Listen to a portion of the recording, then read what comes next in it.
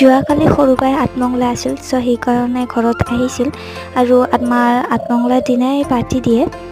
চ' মই যোৱা নাই কাৰণ মোক তেনেকৈ নিয়ম কৰি ঘৰত উঠোৱা নাই, সেইকাৰণে মই যোৱা নাই। কিন্তু মই বিয়াত গৈছোঁ কাৰণ বিয়াটো হৈছে ভিনীৰহঁতৰ ঘৰত, চ' সেইকাৰণে মই বিয়াত যাব পাৰিছোঁ। তাৰ আগৰ ৰাতিয়ে মা ফোন কৰি কৈছিল তই দুখ কৰি নাথাকিবি আৰু তোকো লৈ আহিম বুলি।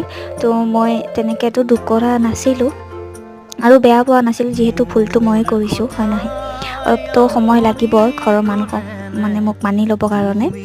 তো তথাপিও আজি কেইজনমান মানুহে মোক কৈছে তোক মাতা নাই নেকি বিয়াত, তোৰ নিজৰ বা তই ইয়াতে অকলে থাক, বহুত কিবাখিনি তেওঁলোকে জানি বুজি কৈছে নে নাজানি কৈছে গম নাপাওঁ, কিন্তু নিজে অকণমান বুজি পাব লাগে, তাকো মনত বেয়া লাগিব বুলি। মায়ে এয়া ৰাতি পঠাই দিছে মোৰ কাৰণে ছাগলী মাংস, পিঠা, মিঠাই। মই জানোৱে মায়ে পঠাব বুলি, চ' মানুহক কিবা এটা কোৱাৰ আগতে ভাবি ল'ব লাগে তাৰ মনত ভাল লাগিব নে বেয়া লাগিব।